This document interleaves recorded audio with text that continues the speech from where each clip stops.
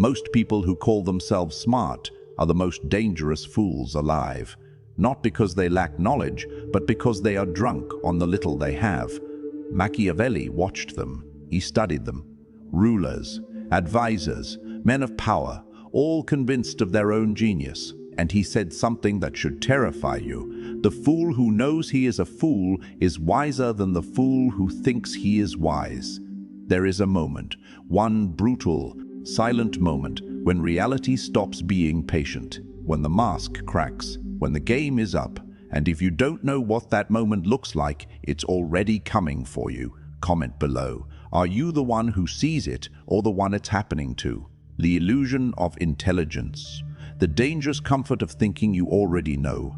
Let me paint you a picture. There is a man sitting at a table. He is well dressed.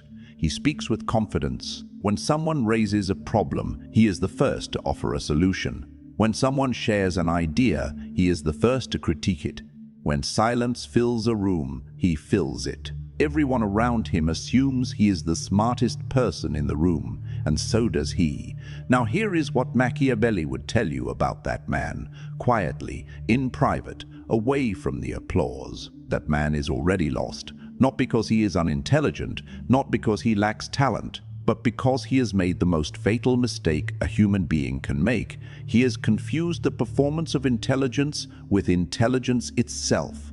And there is a difference, a massive, devastating difference. Machiavelli spent his life in the courts of Florence. He sat beside princes, he advised generals. He watched men rise to extraordinary heights, men who by every measure of their time were considered brilliant, capable, destined for greatness. And then he watched them fall, not slowly, not gracefully, but suddenly, completely, and without mercy. And every single time, without exception, the fall began in the same place. It began the moment the man stopped questioning himself. The first method for estimating the intelligence of the ruler is to look at the men he has around him. Machiavelli. But I want to go deeper than that quote today, because what Machiavelli was really pointing at was something more personal, more uncomfortable, something that lives not in the court of a king, but in the quiet of your own mind. He was pointing at the moment a person decides they have arrived. Think about what that means. To decide you have arrived, to believe that the knowledge you currently carry is sufficient, that your understanding of the world is complete enough to stop updating, stop listening, stop being humble in the face of complexity. It feels like confidence. It looks like strength. But Machiavelli knew it is the beginning of intellectual death. Here is what happens inside the mind of the half-smart man. And I call him half-smart deliberately, because that is exactly what he is. He has learned enough to feel superior, but not enough to know how much he is missing. Psychologists call this the Dunning-Kruger effect. But Machiavelli described it 500 years earlier, without the clinical language, with something sharper. He described it as the seduction of early success. When something works once, the weak mind concludes it will always work. When a strategy succeeds in one context, the arrogant man applies it to every context. When a belief is validated by one experience, the fool cements it as universal truth. This is not stupidity. This is something far more dangerous. This is intelligence trapped inside a cage of its own making. The truly dangerous fools in this world are not the ones who know nothing. They are the ones who know just enough to be convincing to themselves and to everyone around them. Now, I want you to think about someone in your own life. You already have a face in your mind. I can almost guarantee it. Someone who speaks with absolute certainty about things they only partially understand. Someone who mistakes fluency for mastery. Someone whose confidence has long outrun their actual knowledge. Notice how exhausting it is to be around that person. Notice how they shut down conversation rather than open it. Notice how they react when they are challenged, not with curiosity but with defensiveness, not with questions but with louder repetition of the same opinion. That defensiveness is the tell. That is the fingerprint of the half-smart man, because a person who is genuinely intelligent, genuinely wise, does not feel threatened by a question. They feel curious. They lean in. They say, "Tell me more. Show me where I am wrong." because they understand that being wrong today is the only way to be right tomorrow. The half-smart man cannot afford to be wrong, because his entire identity is built on being right. And that, right there, is the trap Machiavelli spent his whole career documenting. An identity built on being right is an identity one good question away from collapse. Machiavelli watched an advisor to Lorenzo de' Medici, a man celebrated for his sharp mind, gradually isolate himself from every voice that contradicted him. One by one, he dismissed the people who told him hard truths. One by one, he surrounded himself with those who reflected his own beliefs back at him, and for a while, it felt like power. It felt like clarity, no noise, no resistance, just confirmation. But what he had actually built was a mirror room, a sealed chamber of his own assumptions. And when reality finally arrived, carrying information that did not match the reflection, the walls came down all at once. He was not defeated by an enemy. He was defeated by his own certainty. This is the illusion of intelligence. It does not announce itself. It flatters you. It tells you that you are above average, and statistically most people believe that. It tells you that you see what others miss, and sometimes you do, which makes the lie even more convincing. But the illusion is always building toward the same destination. A moment of reality, sudden, total, devastating. And everything you built on the foundation of unexamined certainty crumbles overnight. Stay with me, because in the next part, we go inside Machiavelli's actual warnings, the specific patterns he identified, the exact moments where the smart man's arrogance becomes a loaded weapon pointed at himself, what Machiavelli actually saw. The exact patterns of collapse. From the courts of Florence to your life today, Machiavelli did not write philosophy from a comfortable chair. He wrote from exile, from humiliation, from a prison where his hands were bound and his mind was the only thing they could not take from him. He had served the Florentine Republic faithfully for 14 years. He had negotiated with kings. He had studied war and peace at the closest possible range. And then, in one change of political power, he lost everything. They accused him, they tortured him, they discarded him. And in that darkness, stripped of title, of influence, of comfort, he did something remarkable. He paid attention, not to his pain, not to his enemies, but to the patterns. The repeating, brutal, predictable patterns of how men destroy themselves while believing they are succeeding. And here is the first pattern he documented, the one that begins every fall without exception. The man who is on his way down always stops listening first. It sounds simple, but follow it carefully, because the sequence matters. First, a man achieves something, real achievement, a position, a victory, a moment of genuine success. This is legitimate. This is earned. And in this moment, something shifts inside him. He begins, unconsciously, to associate his current level of thinking with that success. He concludes, without ever saying it out loud, that the way he thinks is the reason he won, and so he protects that thinking. He defends it, he insulates it from challenge. Now, every advisor who disagrees becomes an obstacle. Every critic becomes an enemy. Every new idea that contradicts his established view becomes a threat to be neutralized rather than a signal to be studied. Men are so simple and so much inclined to obey immediate needs that a deceiver will never lack victims for his deceptions. Machiavelli, the deceiver Machiavelli feared most, was not the one outside the gates. It was the voice inside the man's own head, telling him he already knows, telling him he has seen this before, telling him that the discomfort of being questioned is a sign that the questioner is wrong, not that the question deserves to be examined. The second pattern, and this one is darker, is what I call the flattery spiral. Machiavelli devoted an entire chapter of The Prince to this. He called flatterers a plague, not an inconvenience, not a nuisance, a plague. Because flattery spreads, it mutates, and by the time you recognize the infection, it has already consumed the host. Here is how it works in real life. When a man in power, or a man who believes he is powerful, begins to project an image of certainty, the people around him adapt. not because they are dishonest necessarily, but because human beings are wired to follow the emotional current of the room. If the leader seems to want agreement, they give agreement. If he seems to find dissent uncomfortable, they stop dissenting, not all at once, gradually, almost invisibly. And the man at the center, the half-smart man, reads this as confirmation. He sees fewer arguments, fewer contradictions, fewer challenges to his worldview, and he concludes that this is because his worldview is correct. He does not realize he has simply created a room where truth is no longer welcome. Now let me make this uncomfortably personal.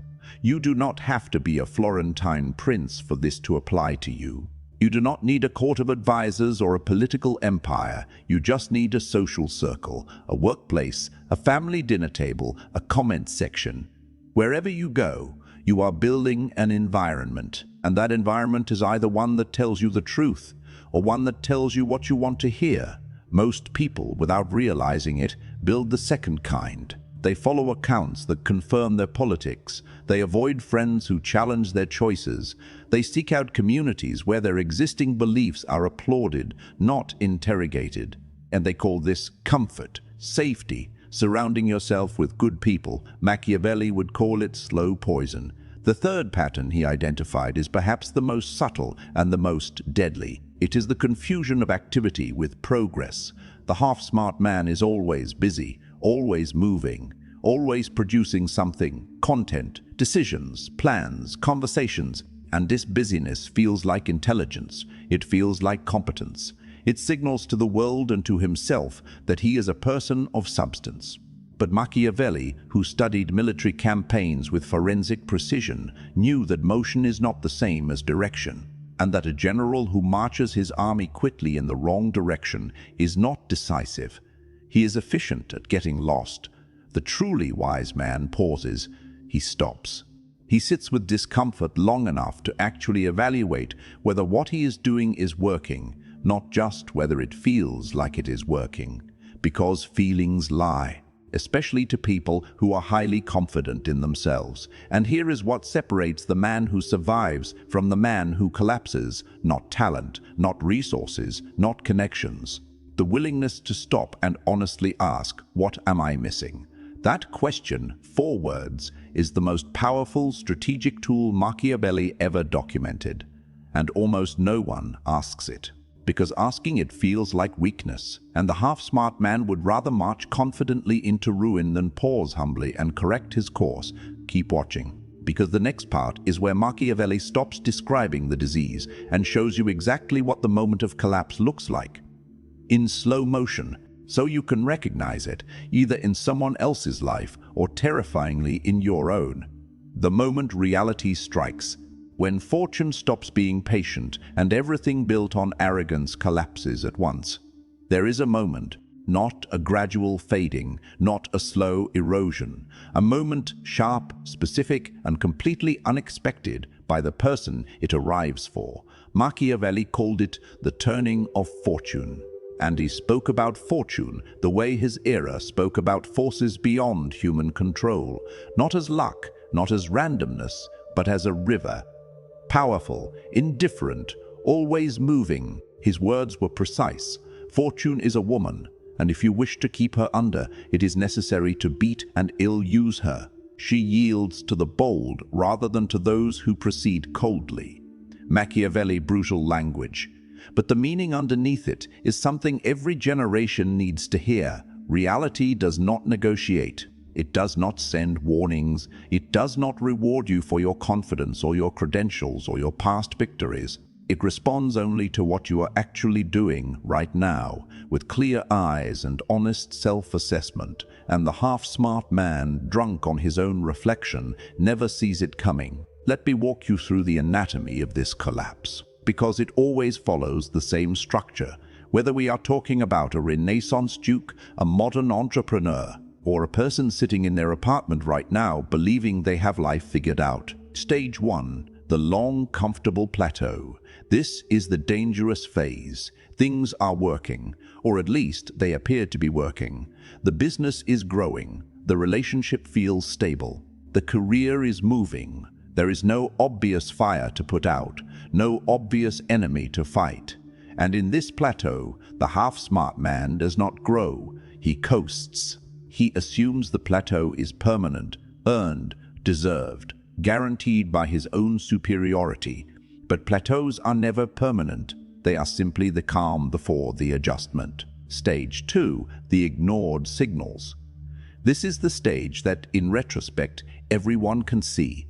But in the moment, the half-smart man cannot, or more accurately, he will not. The signals arrive quietly at first, a competitor doing something differently, a client expressing hesitation, a partner becoming distant, a number that doesn't quite add up, a feeling buried under layers of confidence that something is slightly off.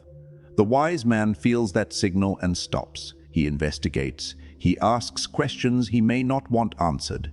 The half-smart man dismisses it.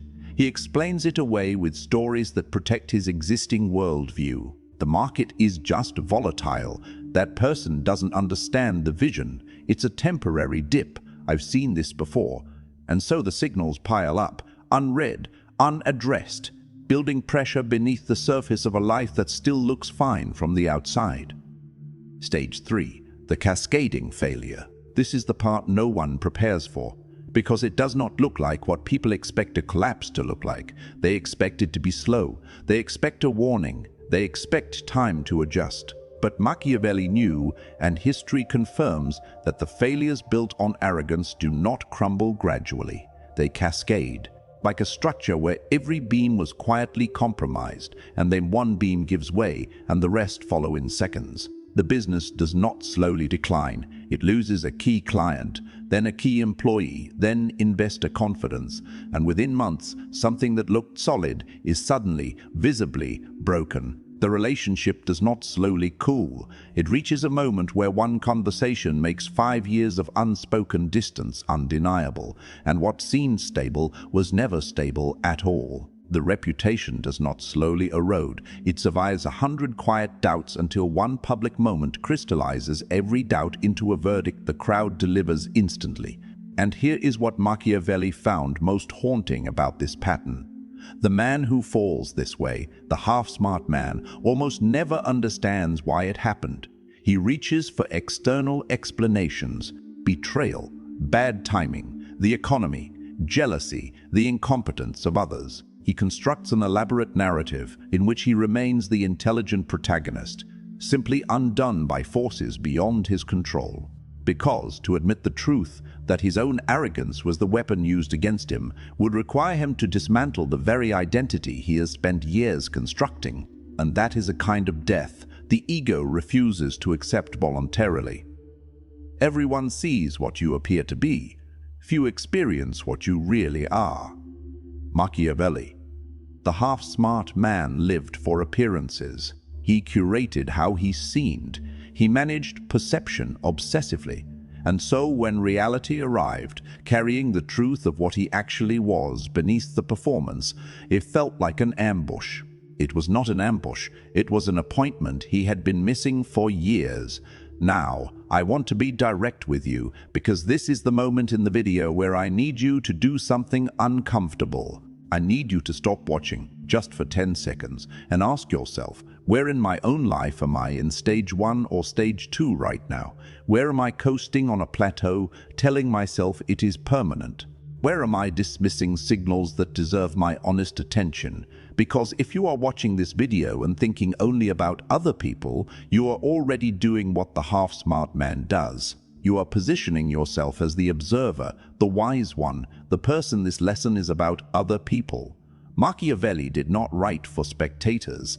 He wrote for people willing to see themselves clearly. That is the only kind of person who survives the turning of fortune. And if you are still here, if you have made it this far without leaving, then I believe you are that kind of person, which means the next part is the most important thing I will say today. Because now we talk about what the genuinely wise man actually does, how he thinks, how he protects himself, not with arrogance, but with something far more powerful, what the truly wise man does. The Machiavellian path to real intelligence, and why it looks nothing like what most people expect. After everything we have covered, the illusion, the patterns, the collapse. You might expect the answer to be grand, some sweeping strategy, some secret technique practiced only by the elite, but Machiavelli's answer is almost shockingly simple. And it is simple in the way that truly dangerous things are simple, not easy to execute, but easy to understand. Which means if you fail to do it, you have no excuse. The truly wise man, Machiavelli observed, practices one discipline above all others. He seeks out the truth that is least comfortable for him to hear, and he listens to it before reality forces him to. That is it. That is the whole architecture of genuine intelligence. Not brilliance, not charisma, not a superior intellect or extraordinary talent. The willingness, the deliberate, consistent, disciplined willingness to hear what is wrong, what is failing, what you are missing, what you do not yet understand, before the collapse makes it undeniable. The wise man does at once what the fool does finally. Machiavelli read that slowly, because it contains more strategic wisdom than most books. The fool eventually confronts reality. Bankruptcy forces the financial reckoning. Betrayal forces the relationship audit. Public failure forces the honest self-assessment. The fool gets there, but only after maximum damage has been done. The wise man does it voluntarily, proactively, regularly, when it is still quiet, still early, still correctable. So what does this look like practically? Because Machiavelli was not a philosopher who lived in abstractions. He was a strategist. He dealt in specifics. The first practice of the genuinely wise man is the deliberate cultivation of honest opposition, not enemies, opposition, people who are intelligent, who respect you enough to tell you the truth, and who are not dependent on your approval for their own security. Machiavelli called these people indispensable. A prince without them, he said, is a man walking blindfolded toward a cliff, moving confidently, seeing nothing. Most people in your life will not tell you the truth, not because they are dishonest, but because telling you the truth costs them something. It risks the relationship. It risks your reaction.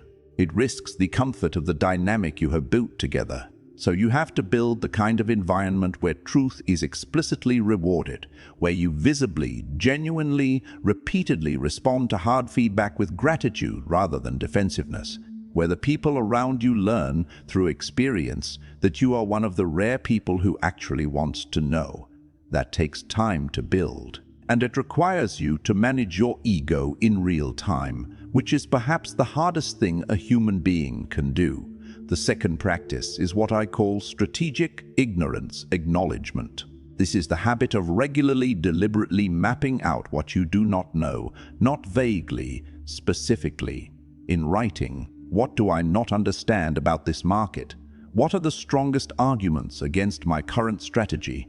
Where could I be completely wrong right now? And what would it look like if I were? This is not pessimism.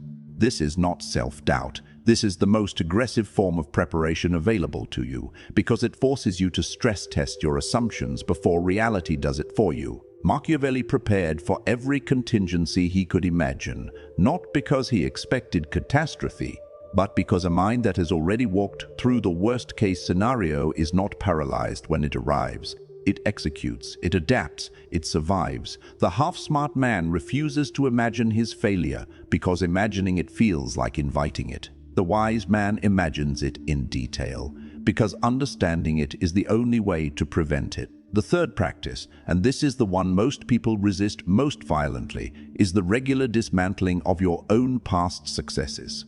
Machiavelli observed that the strategies which brought a man to power were almost never the strategies that kept him there. The skills that built the first chapter of a successful life frequently became liabilities in the second. The aggression that won the early battles becomes recklessness in a position of stability. The caution that protected you in uncertainty becomes paralysis when boldness is required. The confidence that carried you through the early years becomes arrogance the moment you stop questioning it. This means the wise man must be willing to periodically sit down with his own proven methods and ask, is this still working? Or am I still doing this because it once worked and stopping feels like betraying myself? That question takes courage, because sometimes the honest answer is no, it is not still working. and I have been protecting it because my identity is wrapped around it. And that realization, as painful as it is the beginning of real evolution. Now let me tell you the darkest truth in all of Machiavelli's work, the one that most people encounter and immediately reject because it is too uncomfortable to sit with. Real wisdom does not feel like confidence. It feels like uncertainty, held without panic. The genuinely intelligent man, the man who has done the work of examining himself, challenging himself, building a life on honest self-assessment rather than comfortable illusion, does not walk around feeling like he has all the answers. He walks around knowing exactly how many questions remain unanswered, how many variables he cannot control, how many ways his current understanding could be incomplete. And he does this not with anxiety, but with curiosity, with a kind of dark, clear-eyed peace that comes from knowing he has done everything possible to see reality as it actually is, rather than as he wishes it to be. It is better to be feared than loved if you cannot be both. Machiavelli. But the fear Machiavelli was most interested in, the most useful fear, was not the fear others had of you. It was the healthy, productive fear of your own blind spots. The fear that keeps you vigilant. The fear that stops you from ever fully relaxing into the dangerous comfort of believing you have arrived. So here is where we land. The idiot who thinks he is smart is not your enemy. He is not a villain. He is simply a person who was never taught or never willing to learn that intelligence is not a destination. It is a direction, a constant, demanding, uncomfortable direction. And the moment you stop moving in that direction, the moment you decide you have arrived, you begin, invisibly, the long journey back toward the collapse that Machiavelli documented in palace after palace, in kingdom after kingdom, across 500 years of human history. The lesson has not changed. The trap has not changed. The only question, the only one that has ever mattered, is whether you are willing to see yourself clearly enough to avoid it. Machiavelli believed most people were not. I think you might be different, but not because I am flattering you, because you are still here, and that, quietly, says something. So ask yourself right now, honestly, are you building real wisdom, or are you building a better performance of it? Because the world will eventually ask you that question, and it will not ask gently. Machiavelli did not write to comfort you, he wrote to arm you. Use these lessons. If this hit different, subscribe, because what's coming next will go even deeper.